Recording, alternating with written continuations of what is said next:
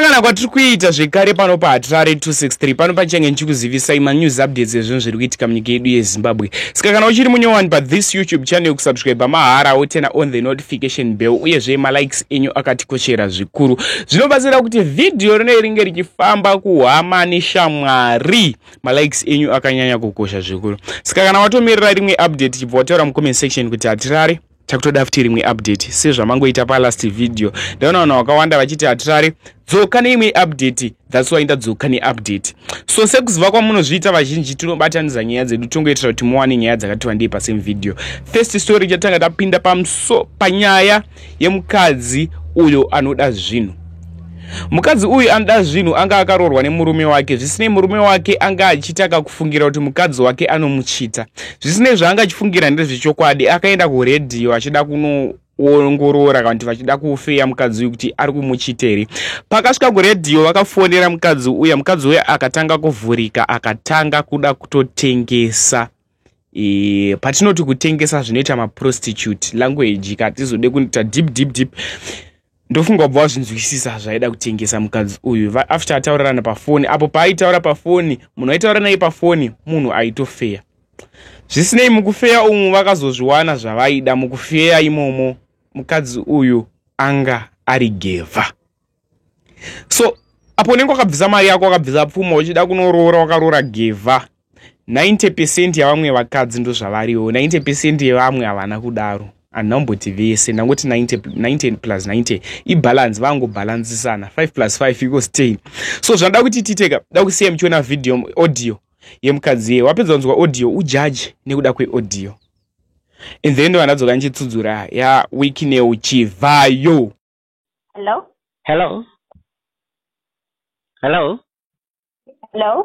Hi, is that Tanya? Yes, this is Tanya. Hi, Tanya. My name is Baltazar. I'm calling you from a bank tourism company. Hey? Oh, okay. Well, I got your number from Anisu. She's a tourist player in Dubai. Do you know Anisu? She says she's your friend, eh? Oh, yes. Anisu. So I got a big surprise for you, okay? Something that could get you $500 to $1,000 a day. How is that? Yeah, that's a lot of money. Yeah. But you got to answer two simple questions first, eh? Okay. Number one, do you want to earn $1,000 a day, US dollars a day? Yeah, it's obvious. Okay. Number two, are you single? It depends on the job. Or is it? Yes. Okay, so listen, I'm telling you this now, okay? I got investors from Dubai. They're coming through next week on Monday. And they want to, they want to look at investment opportunities in Zimbabwe. And they want companionship and entertainment from local women, if you know what I mean. Yeah, I get you. I'm single. Oh, you're single. Okay, cool. Yes. Okay, so these guys will be traveling to Big Falls, Kariba, Nyanga, Vumba, Wangi National Park, and also part of Harare, to look at investment opportunities. So this might mean that you may have to spend nights in hotels in those places, if you know what I mean. Back to the morning after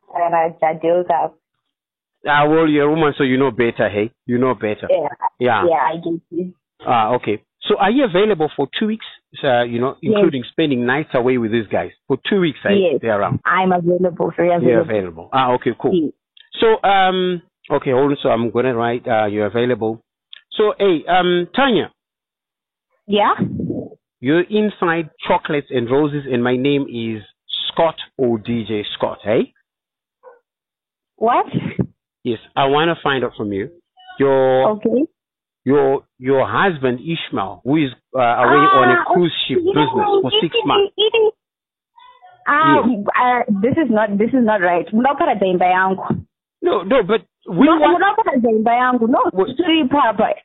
I was just joking. I didn't even mean it anyways. Oh, but you agreed to. I no longer want to talk to you.